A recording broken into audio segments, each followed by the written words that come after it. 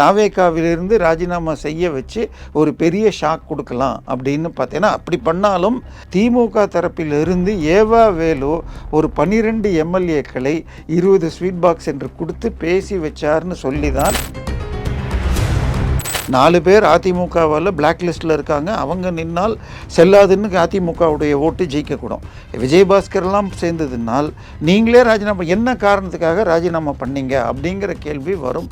So இது சட்ட சிக்கல் வரலான்னா இந்த 6 பேருக்கும் தாவேகா தரப்பில் சீட்டு கிடைக்காது அப்படிங்கிறாங்க.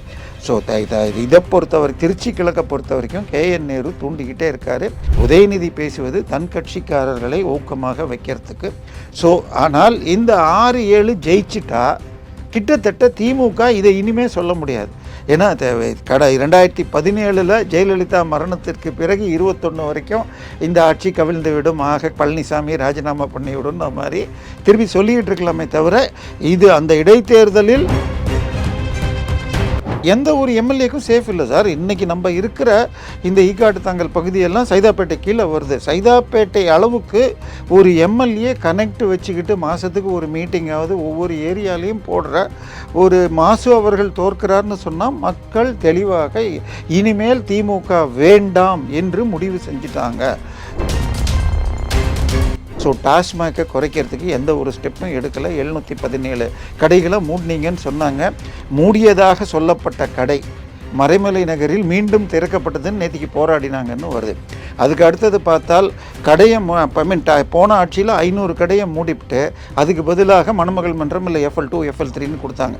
இப்போ நேற்றைக்கு FL2 FL3 லைசன்ஸ் ரேட்டை ஏற்றிருக்காங்களே தவிர கொண்டு வர போகிறதில்லன்னு சொன்ன மூடின கடையை திருப்பி வேறு விதமாக கொண்டு வர போகிறோம். ரத்தீஷ் பெயர் சேர்க்கப்பட்டிருக்கு ஏற்கனவே KN நேரு இதில். நேற்றைய தினம் ஒரு வழக்கு வந்திருக்கு. அது சபரீசன் பெயர் தம்பியின் பெயர் சொல்லி மிரட்டுகிறார்கள் அப்படின்னு வருது. ஸோ இதையெல்லாம் பார்க்குறப்ப திமுக இதுக்கெல்லாம் பதில் சொல்லணும். கண்டிப்பாக நெரேட்டிவில் திமுக எந்த அளவுக்கு ஸ்ட்ராங்கோ அதே அளவுக்கு பெண் நிறுவனமே பெண்ணுக்கு பதிலாக இவங்க ரூட்டை இதெல்லாம் வச்சுக்கிட்டும் பண்ணிக்கிட்டு இருக்காங்க. ஸோ 119 120 12 13ன்னு பிளான் பண்ணியிருக்காங்க அப்படின்னாங்க. அதில் வைகோ 2 பேர் எதிர்பார்த்தாங்க, கடைசியில் அவங்க வரல. மனிதநேய மக்கள் கட்சி இன்றைக்கி நாளைக்கு வருமானு தெரியல. 2 பேர் ரெடின்னு நினைக்கிறேன். இவர் வரலன்னு நினைக்கிறேன். நம்ம சிதம்பரம் MLA வரல. ஜவஹர்லாவும் இவரும் வாய்ப்பு இருக்குன்னு இன்றைக்கும் நியூஸ் வருது. திமுகவிலிருந்து 6 MLAக்கள்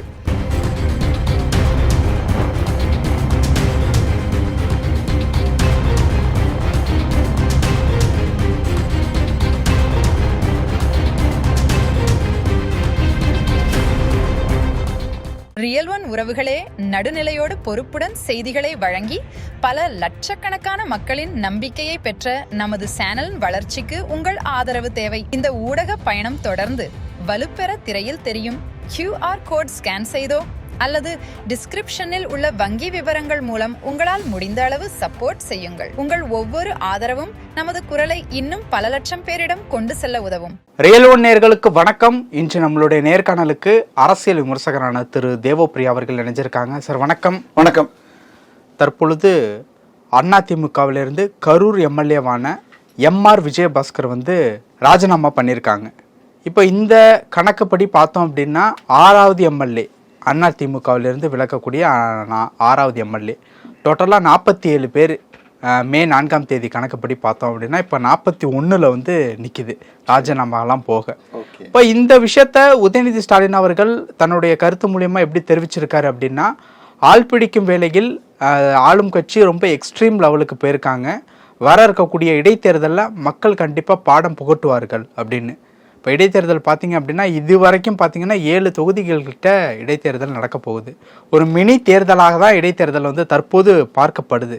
எப்படி பார்க்கறது இந்த விஷயங்களை? இல்லை, உதயநிதியுடைய பேச்சு எதிர்கட்சி தலைவராக தன் கட்சி தொண்டர்களை இது பண்ணுறதுக்கு இருக்கலாம். மக்களை பொறுத்த வரைக்கும் போன 5 ஆண்டு திமுக ஆட்சி முடிந்த பிறகு அதுக்கு மார்க் போடுற மாதிரி தான் அவர்களை தோற்கடித்தது. மாற்றம் என்பது விஜய் மூலமாக பார்த்தாங்க. எதிர்கட்சி வர வேண்டிய அதிமுக வாய்ப்புங்கிறது போய் விஜய்க்கு வந்திருக்கு. அவ்வளோதான். இதில் இப்போ மக்கள் ஓரளவுக்கு 35%ங்கிறது எம்ஜிஆர் முதல் முறை வாங்கியதை விட அதிகம். எந்த ஒரு கூட்டணி இல்லாமல் நல்ல ஓட்டு வாங்கினாலும் 4ஆக பிரிந்து போனதில் 3 பெரிதாகவும் 1 சீமானும் சேர்ந்து பிரித்ததில் இவங்களுக்கு மெஜாரிட்டி குறைஞ்சிது. ஸோ இதில் 2 விஷயங்கள் ஒன்றாச்சு. ஒன்று, திமுக அதிமுக ஒன்று சேர்ற அளவுக்கு போகிறதுங்கிறதாச்சு. 2வது, தூய சக்தின்னு சொல்லிக்கிட்ட தாவேக்கா ஆட்சியை காப்பாற்ற செய்ய வேண்டியிருக்கு. இது மக்கள் கொடுத்த தீர்ப்பின் பலன்னு அவங்க சொல்லிக்க முடியும். சரி, இன்னைக்கு திமுகவில் இருக்கிற பலரும் இதில் இருக்காங்க, அதிருப்தியில் இருக்காங்க. ஆனால் வெளியில் வரத்துக்கு இது பண்ணிட்டு இருக்காங்க. இன்றைக்கி சென்னையை பொறுத்த வரைக்கும் எந்த ஒரு எம்எல்ஏக்கும் சேஃப் இல்லை சார். இன்றைக்கி நம்ம இருக்கிற இந்த ஈக்காட்டு தாங்கல் பகுதியெல்லாம் சைதாப்பேட்டை கீழே வருது. சைதாப்பேட்டை அளவுக்கு ஒரு எம்எல்ஏ கனெக்ட் வச்சுக்கிட்டு மாதத்துக்கு ஒரு மீட்டிங்காவது ஒவ்வொரு ஏரியாலையும் போடுற ஒரு மாசு அவர்கள் தோற்கிறார்னு சொன்னால் மக்கள் தெளிவாக இனிமேல் திமுக வேண்டாம் என்று முடிவு செஞ்சிட்டாங்க. ஸோ திமுக கிட்டத்தட்ட 15,000 கோடி செலவு பண்ணி 59 சீட்டு, அதில் 6 சீட்டு உங்களுக்கு மற்ற கட்சியினருது. ஸோ இப்போ அதனால உங்களுக்கு திமுகவுடைய ஓட்டு 6 மற்ற கட்சி, 3 இது மனிதநேய மக்கள் கட்சி, 2 கைது, 1 கொங்கு ஈஸ்வரன் கட்சின்னு சொல்லி கோயம்புத்தூரில். ஸோ இதெல்லாம் சேர்த்தா 20% கீழே போயிடுச்சு. திமுக 21, அதுலேயும் மற்ற கட்சி ஓட்டை கழிச்சிங்கன்னா இலையில் நின்று ஸோ 19 ஆயிடுச்சு. 2 பேரும் சேர்ந்து 40 கீழே போயிடுச்சு. இதுக்கு இவங்க பண்ண செலவு 20,000. சரி, இப்போ ரிசைன் பண்ணியிருக்கிறதுல முதல்ல ஒரு 4 பேர் பண்ணாங்க. அதன் பிறகு 5வதாக விஜயபாஸ்கர், 6 இவர் தான் நினைக்கிறேன். அதுக்கு பேர் என்ன, விஜயுடைய சீட்டு. ஸோ 6 தான் வரும், 7 வந்ததாக எனக்கு தெரியல. இல்லை டோட்டல் இல்லை, ஏடிஎம்கேலேருந்து 6 பேர். இல்லை, ஏடிஎம்கேல 6வது ஆள் யார்?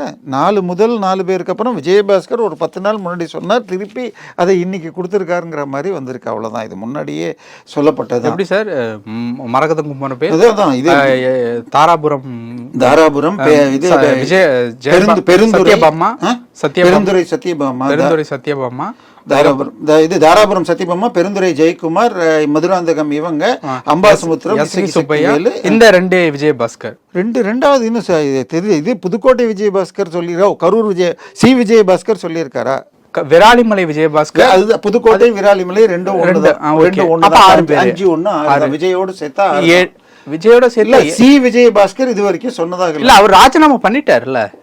முதல்ல பண்ணது எம்ஆர் தான் நினைக்கிறேன். 2 பேரும் இன்னைக்கு தான் எம்ஆர், இதுக்கு முன்னாடி பண்ணது விஜயபாஸ்கர். ஓகே, அப்போ 7. இந்த இதில் பெருமளவில் கரூர் விஜயபாஸ்கரை பொறுத்த வரைக்கும் அது டஃப்பான சீட்டு. அங்கே ஒரு பக்கம் செந்தில் பாலாஜியும் இருக்கார், ஒரு பக்கம் இன்னொரு உள்ளூர் இந்த பிரமுகரும் இருக்காங்க. ஸோ அதில் ஃபைட் இருக்கும். பட் புதுக்கோட்டை விராலிமலையை பொறுத்த வரைக்கும் அவர் தொகுதியை தன் கிரிப்பில் வச்சுருக்காரு. கடந்த 20 வருஷமாக அவர் தான் ஜெயிச்சுட்டு வர்றார். ஸோ இப்போ மற்ற 4 சீட்டில் அம்பாசமுத்திரம் ஓரளவுக்கு இசக்கி சுப்பையா பர்சனல் கெப்பாசிட்டி, அதே போல் மரகதம் குமாரவேல் அவங்க இதில் எம்ஜிஆருடைய உதவியாளராக இப்போ இதில் தோட்டத்தில் ஒர்க் பண்ணவங்க. அவங்களுடைய பர்சனல் இன்ஃப்ளூயன்ஸும் போன எலெக்ஷனும் ஜெயிச்சிருக்கு, இந்த எலெக்ஷனும் ஜெயிச்சிருக்காங்க. ஸோ கொங்குல அவங்க 2 பேர் ஜெயிச்சது என்னன்னு பார்க்கணும். இதில் பொது வேட்பாளர்னு ஒன்று ஓட்டினாங்க, அதாவது அம்பாசமுத்திரத்தில் சீமான். பட் சீமான் நேற்றுக்கு 2 நாள் முன்னாடி பேசியிருக்கல, நான் 6 தொகுதியிலும் போட்டியிடுவேன்னு சொல்லிட்டாருன்னா, இவர் பொதுவாக இருக்கணும்னா மற்ற தொகுதியில் இவர் மற்றவங்களுக்கு ஆதரவு கொடுக்கணும். அது இல்லைங்கிறப்ப அதை அவர் உடைக்கிறார். சீமான் எப்பயுமே காசுக்காக ஆளுங்கட்சிக்கு எதிர் ஓட்டுகளை பிரிப்பவருங்கிறத மீண்டும் பி டீம் சி டீம் என்ன வேணால் கூப்பிட்டுக்கங்க ஆகுது. சரி, இப்போ விஜய் 35ன்னு வச்சுக்கோங்க, திமுக 25, அதிமுக 23ன்னு வச்சுக்கிட்டால் 35 தான் பெருசு. அதோட காங்கிரஸ் சேர்ந்துருக்கு. சரி, ஒன்று நேற்றுக்கு வைகோ வந்துட்டார். பட் வைகோ கட்சியை அவங்க உடைச்சு அந்த 2 எம்எல்ஏக்களும் திமுக வச்சுக்கிட்டு, இப்போ காங்கிரஸும் கம்யூனிஸ்ட்டும் போனது தப்புன்னு சொன்னால் வைகோ கட்சியை சேர்ந்தவர்களை நீங்கள் வச்சுக்கிறது ரைட்டா? ஸோ இந்த கேள்விகள் வரும். இன்னொரு பிரச்சனை, மக்கள் விஜயிடம் எப்படி எதிர்பார்த்தார்கள்? அவர் ஒரு ஹீரோவாக 3 மணி நேரத்துக்குள்ளே எல்லாத்தையும் முடிக்கிற மாதிரி, அவர் கையை நீட்டினா எவ்வளோ பெரிய எதிரி எந்த நாட்டில் இருந்தாலும் பிடிக்கிற மாதிரி இவர் சட்டம் ஒழுங்கெல்லாம் கொண்டு வருவார் என்று பார்த்தால் கரண்ட் கட்டு ஒரு பெரிய ப்ராப்ளமாக இருக்கிறது. சட்டம் ஒழுங்கு கொஞ்சமாக சரியாயிட்டிருக்கு. பட் இன்னும் நிறைய விஷயங்கள் வருது. இன்னும் சொல்ல போனால் நடப்பதை விட பிரச்சாரம் அதிகமாக இருக்குது. எல்லா காலத்திலும் நடக்கிற அளவுக்கு தான் பெருமளவில் நடக்குது, ஒரு நாட்கள் தவிர. பட் பிரச்சாரம் கடைசி பக்கத்தில் சின்னதாக 5ஆம் பக்கத்தில் போடுறது இப்போ முதல் பக்கத்தில் போடுறான். ஸோ இது எல்லாம் பார்க்குறப்ப நேற்றுக்கு பார்த்தேன்னா கணவர் குடிகாரர்னு சொல்லிட்டு 2 குழந்தைகளையும் போட்டு தாய் குளத்தில் விழுந்து இறந்துருக்காங்கன்னு வருது. ஸோ டாஸ்மாகை குறைக்கிறதுக்கு எந்த ஒரு ஸ்டெப்பும் எடுக்கலை. 717 கடைகளை மூடினீங்கன்னு சொன்னாங்க. மூடியதாக சொல்லப்பட்ட கடை மறைமலை நகரில் மீண்டும் திறக்கப்பட்டதுன்னு நேற்றுக்கு போராடினாங்கன்னு வருது. அதுக்கு அடுத்தது பார்த்தால் கடையை போன ஆட்சியில் 500 கடையை மூடிவிட்டு அதுக்கு பதிலாக மணமகள் மன்றம் இல்லை FL2 FL3ன்னு கொடுத்தாங்க. இப்போ நேற்றைக்கு FL2 FL3 லைசன்ஸ் ரேட்டை ஏற்றிருக்காங்களே தவிர கொண்டு வர போகிறது இல்லைன்னு சொன்ன மூடின கடையை திருப்பி வேறு விதமாக கொண்டு வர போகிறோம். சரி, இது எல்லாம் மக்கள் பார்ப்பாங்களா? மக்களை பொறுத்தவரையும் இவர் ஏதோ நல்லது செய்கிறார். இப்போ கல்வித்துறையில் லஞ்சம் போயிருக்கு. இந்த மாதிரி ஒரு துறை பற்றி அறிக்கை வருது. போயிருக்குன்னா லஞ்சம் இல்லாமல் போயிருக்கு. அதான் இப்போ ரெனியூவலுக்கு, அதாவது தனியார் பள்ளிகளுக்கு கண்டிப்பாக NOC கொடுக்கறதுக்கு வருஷம் இது வாங்கிறதுக்கு 10லேருந்து 35 லட்சம் கொடுத்தது இல்லைன்னு நந்தகுமார்னு ஒருத்தர் பேட்டி கொடுத்தார். அதன் பிறகு ஜோகோவேன்னு கொடுத்தார். இன்னும் பலர் கொடுத்துருக்காங்க. ஸோ மக்கள்கிட்ட 2 விதமான நியூஸும் வந்துட்டுருக்கு. ஸோ என்னை பொறுத்த வரைக்கும் விஜயுடைய முதல் 3லேருந்து 6 மாதத்துக்குள்ள தேர்தல் வந்தால் பெருமளவில் அவர் வெற்றி பெற வாய்ப்பு. இப்போ திமுக தானே இன்னைக்கு கூட அமைச்சர் சரத்தை எடுத்து பல இடங்கள்ல ஆர்ப்பாட்டம் நடத்தினாங்க. இல்லை, அவங்க சொல்ல வர்றது என்னன்னா மக்கள் பிரச்சனைக்காக நாங்கள் நிற்கிறோம். இல்லை, சரத்துடைய விஷயம் நிச்சயமாக கேள்வி கேட்க வேண்டியதுதான். அதாவது இல்லைப்பா, அது பேசினா அது ஒரு விஷயமா மாறும். பட் திமுக சொல்ல வருது மக்கள் பிரச்சனைக்காக. இல்லை சார், இது நான் திருப்பி ஒன்று தான். மக்கள் பிரச்சனையை நீங்கள் எடுத்துகிட்டு போனாலும் எந்த பிரச்சனையும் எதுக்காக எடுத்துகிட்டு போகிறீங்க? இப்போ சரத்துடைய போதை பிரச்சனை ப்ராப்ளம்னு சொன்னால், இது ஆகாஷ் பாஸ்கரை பற்றி முதலில் டாஸ்மாக் பிரச்சனை வந்த பொழுது அவருடைய வீட்டில் வாரம் 2 நாள் உதயநிதி மற்றும் மற்ற சினிமா நண்பர்கள் எல்லாம் சேர்ந்து பார்ட்டி நடக்கும். அதில் எல்லா விதமான போதைப் பொருளும் நடக்கும். நாங்கள் ஏதாவது போன ஆட்சியில் பண்ணாங்களா? ஒன்றும் பண்ணலை. அது ஆதாரம் எதுவும் இல்லாமல் நம்மளும் கேட்கக்கூடாது இல்லையா? இல்லை சார், ஒன்று தகவல்கள் வருவதில் 90% சரியாக இருக்கிறது. ஒரு 5-10% அதிகமாக இருக்கும். உதாரணமாக இதை பற்றி நான் சொன்னது தப்பாக போனது இருக்கலாம். பட் அதே நேரத்தில் அண்ணா பல்கலைக்கழகத்தில் இன்னொரு மாணவிக்கு முதல் நாள் நடந்ததுங்கிறதோ, அந்த மாணவியுக்கு இன்கமிங் கால் வந்ததுங்கிறதோ அந்த மாணவியுடைய வழக்கறிஞர் அப்புறம் உறுதிப்படுத்தியிருக்க. சரி, வருகின்ற தகவல்கள் சோர்ஸை பொறுத்த வரைக்கும் எங்களுக்கு வருதில் 90% நியாயமாக தான் இருக்குது. அதில் பொய் இல்லை. இப்பொழுது இந்த வழக்கில் ரத்தீஷ் பெயர் சேர்க்கப்பட்டிருக்கு. ஏற்கனவே KN நேரு இதில் நேற்றைய தினம் ஒரு வழக்கு வந்திருக்கு. அது சபரீசன் பெயர் தம்பியின் பெயர் சொல்லி மிரட்டுகிறார்கள் அப்படின்னு வருது. ஸோ இதையெல்லாம் பார்க்குறப்ப திமுக இதுக்கெல்லாம் பதில் சொல்லணும். கண்டிப்பாக நெரேட்டிவில் திமுக எந்த அளவுக்கு ஸ்ட்ராங்கோ அதே அளவுக்கு பெண் நிறுவனமே பெண்ணுக்கு பதிலாக இவங்க ரூட்டை இதெல்லாம் வச்சுக்கிட்டும் பண்ணிக்கிட்டு இருக்காங்க. என்ன போட்டிங்கிறது டஃப்பாக தான் இருக்கும். இல்லை, என்னை பொறுத்த வரைக்கும் இது கேட்க அன்லஸ் இவங்க எல்லாம் ஒன்று சேர்ந்து நின்னால், அதிமுக திமுக பொது வேட்பாளர் போட்டு நின்று கொஞ்சம் ஓட்டை பிரிக்காமல் இருந்தால், இப்போ 7ல் உங்களை பொறுத்த வரைக்கும் 6 அதிமுக சீட்டு தான், 1 தான் விஜய் சீட்டு. ஸோ இந்த விஜய் சீட்டில் இன்னும் ரூமரை ஓட்டிக்கிட்டு இருக்காங்க, திரு ஸ்டாலின் அவர்களே போட்டியிடக்கூடும் அப்படின்னு. ஸ்டாலின் போட்டியிட்டால் வைகோ இறக்கப்படுவார்னு இன்னொரு ரூமர் ஓடிக்கிட்டு இருக்கு. சரியா? இப்போ ஸ்டாலின் அங்கே நின்று தோத்தால், திருச்சி மேற்கு தொகுதியில் 2011 KN நேரு நின்று தோற்றார் பொது எலெக்ஷனில். அதுக்கப்புறம் பை எலெக்ஷன் வந்தப்போ மீண்டும் மரியம் பிச்சைட்டு தோத்தார். ஸோ அது மாதிரி ஸ்டாலின் மீண்டும் தோத்தால் சிக்கல் தான். என்னை பொறுத்தவரை இன்றைக்கு உள்ள சூழ்நிலையில் விஜய் பேரில் பெரிய கெட்ட பெயர் இல்லை. இவங்க தனியாக கூட்டணின்னு சேர்ந்தால் அது இப்போ எதிராகவும் போகலாம். திமுகவும் அதிமுகவும் ஒன்று சேருது எங்களை உடைக்கிறதுக்கு அப்படின்னும் கொண்டு போக முடியும். ஸோ என்ன செஞ்சாலும் தப்பாகும். இது திருச்சி இடைத்தேர்தல் வந்தால் வாய்ப்புகள் இவங்களுக்கு தான் அதிகம். தாவேக்காக தான் அதிகம். சார், இப்போ இருக்கக்கூடிய சுச்சுவேஷன் படி பார்த்தோம்னா மினி தேர்தல் மாதிரி நடக்கும். குறைஞ்ச இப்போதைக்கு 7, 10, 15 கூட வர்றதுக்கு வாய்ப்பு இருக்கா? இல்லை, நமக்கு வந்த தகவல் 12 மினிமம் எடுக்கணும்னு பார்த்தாங்களாம். அதாவது 7ன்னு போட்டிங்கன்னா 107 + 12 போட்டால் 119. ஸோ 234 பாதி 117.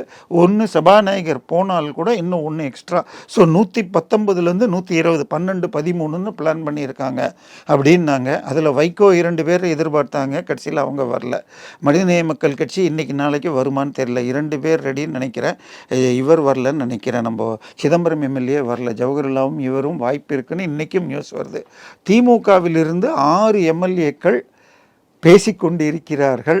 பட் அவங்களுக்கு இவங்க பெரிய அளவில் திமுக தரப்பிலிருந்து பண்ணுறாங்கன்னாங்க. இந்த பக்கம் திமுக தரப்பிலிருந்து ஏவா வேலு ஒரு 12 MLAக்களை 20 ஸ்வீட் பாக்ஸ் என்று கொடுத்து பேசி வச்சார்னு சொல்லி தான் தாவேக்காவிலிருந்து ராஜினாமா செய்ய வச்சு ஒரு பெரிய ஷாக் கொடுக்கலாம் அப்படின்னு பார்த்தேன்னா, அப்படி பண்ணாலும் அவங்களுக்கு இன்னைக்கு இருக்கிற ஸ்டேஜில் பார்த்தா 234ல் 7 போச்சுன்னா உங்களுக்கு 227 227 பாதி 114 இருந்தால் போதும். இப்போ 107 + 5 கூட்டினா 120 போகுது.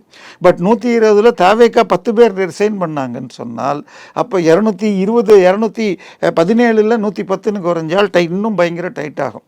பட் அது அவங்க 12 வந்துருச்சுன்னா முடியும்னு கூட பிளான் பண்ணாங்க. இது உளவுத்துறை எடுத்து சொல்ல அதற்காகத்தான் ஏவாவேலுவுக்கு ரெய்டு போனதுன்னு இன்னொரு நியூஸ் வந்துட்டுருக்கு. ஸோ என்னை பொறுத்த வரைக்கும் இன்றைக்கி எலெக்ஷன் வந்தால் 7ல் 6லிருந்து 7மே கூட ஜெயிக்கலாம். கொங்குல ஏதாவது 1 2. இது எப்படி சார் ஆளுங்கட்சினாலே ஜெயிப்பாங்கங்கிற எழுதப்படாத மரபு அந்த மாதிரி இல்லை, ஓட் ஷேர் மாத்திரமே பாருங்களேன் 35%. ஓகே, அதுவும் ஒரு காரணம். இடைத்தேர்தல்னாலே ஆளுங்கட்சி இல்லை, இடைத்தேர்தல்னா இப்போ இதுவரை நடந்த முறையில் கம்ப்ளீட் அத்தனை மினிஸ்டரும் அங்கே உட்காந்துக்கிட்டு அந்த இருக்கிற எல்லா பிரச்சனைக்கும் நாங்கள் சொல்லி எது உடனே செய்ய முடியுமோ செய்யறது, எலெக்ஷன் கமிஷன் தடுக்கக்கூடியதை பின்னால் செஞ்சு தரோன்னு தெளிவான உறுதிகள் கொடுத்து, பட்டி ஃபார்முலா, திருமங்கலம் ஃபார்முலா இதெல்லாம் போய் இதை தாண்டி இந்த 2 பணம் கொடுக்கறத தாண்டி தொகுதியில் இருக்கிற அத்தனை விஷயங்களையும் சால்வ் பண்ணுவாங்க ஆளுங்கட்சி. அதனால உங்களுக்கு வாய்ப்பு அதிகம். இன்னொன்று, அந்த 4 பேரோ 5 பேருக்கோ சீட்டு கொடுக்க மாட்டாங்க. ஏன்னா அவங்களுக்கே கொடுத்தால் எதுக்காக நீங்கள் ராஜினாமா பண்ணிவிட்டு 7 கோடியோ நம்ம கணக்கு வருதுங்கிறாங்க. 5.5லிருந்து ஒரு தொகுதிக்கு 7 கோடி. நீங்களே ராஜினாமா பண்ணி நீங்களே நின்னா 4 பேர் அதிமுகவால் பிளாக் லிஸ்ட்டில் இருக்காங்க. அவங்க நின்னால் செல்லாதுன்னு அதிமுகவுடைய ஓட்டு ஜெயிக்கக்கூடும். விஜயபாஸ்கர்லாம் சேர்ந்ததுனால் நீங்களே ராஜினாமா என்ன காரணத்துக்காக ராஜினாமா பண்ணீங்க அப்படிங்கிற கேள்வி வரும். ஸோ இது சட்ட சிக்கல் வரலான்னா இந்த 6 பேருக்கும் தாவேகா தரப்பில் சீட்டு கிடைக்காது அப்படிங்கிறாங்க. ஸோ இதை பொறுத்தவரை திருச்சி கிழக்கை பொறுத்த வரைக்கும் KN நேரு தூண்டிக்கிட்டே இருக்காரு. இன்னொரு பக்கம் KN நேரு திருச்சி கிழக்கில் நில்லுன்னு சொல்கிறப்ப சேகர் பாபு நீங்கள் துறைமுகத்தில் நில்லுங்கள், நான் ராஜினாமா பண்ணுறேன்றாரு. பட் நமக்கு வருகின்ற தகவல், அவருக்கு கொடுக்கப்பட்டுள்ள அட்வைஸ், எதிலையாவது நின்று மீண்டும் தோற்றால் உங்களுக்கு ஒன்றுமே இல்லாமல் போயிடும். அதனால் இந்த இடைத்தேர்தலை பார்த்து விட்டு கார்ப்பரேஷன் எலெக்ஷனுக்கு அப்புறம் வேணும்னா திருவாரூரை பூண்டி கலைவாணன் ராஜினாமா பண்ணிவிட்டு சொந்த தொகுதியில் அப்பா கடைசியாக ஜெயிச்ச தொகுதின்னு சொல்லிட்டு இவர் போகலான்னு இருக்காருங்கிறார். சரி, என்னை பொறுத்த வரைக்கும் 7 நடந்தால் 7ல் 7 அல்லது குறைந்தபட்சம் 6 வரைக்கும் தாவேக்கா வெற்றி பெறுவதற்குத்தான் வாய்ப்பு. ஏன்னா அவங்க 35%, காங்கிரஸ் ஒரு 4, முஸ்லீம் லீக் ஒரு 2, முஸ்லீம் லீகு மதிமுக இவங்கெல்லாம் சேர்த்தா 2ன்னு போட்டால் கூட 41. இவங்க 25 எடுத்தால் கூட நாம் தமிழர் அந்த 4, 2, 3 எடுத்தால் கூட 41க்கும் 25க்கும் உள்ள கேப்பு பிரிட்ஜ் ஆகாது. இன்னைக்கு தேதியில் கஷ்டம் இல்லை. உதயநிதி பேசுவது தன் கட்சிக்காரர்களை ஊக்கமாக வைக்கிறதுக்கு. ஸோ ஆனால் இந்த 6, 7 ஜெயிச்சிட்டா கிட்டத்தட்ட திமுக இதை இனிமே சொல்ல முடியாது. ஏன்னா 2017 ஜெயலலிதா மரணத்திற்கு பிறகு 21 வரைக்கும் இந்த ஆட்சி கவிழ்ந்து விடும், ஆக பழனிசாமி ராஜினாமா பண்ணிவிடும் மாதிரி திருப்பி சொல்லிக்கிட்டு இருக்கலாமே தவிர, இது அந்த இடைத்தேர்தலில் நம்ம கணக்குப்படி மக்கள் அப்படி ஓட்டு போட்டாங்கன்னா திமுக கிட்டத்தட்ட இனிமேல் 5 வருஷத்துக்கு ரிகன்சைல் ஆகி ஒழுங்காக எதிர்கட்சியாக செயல்படும். பல விஷயங்கள் பேசியிருக்கோம். நேரத்திற்கு நன்றி.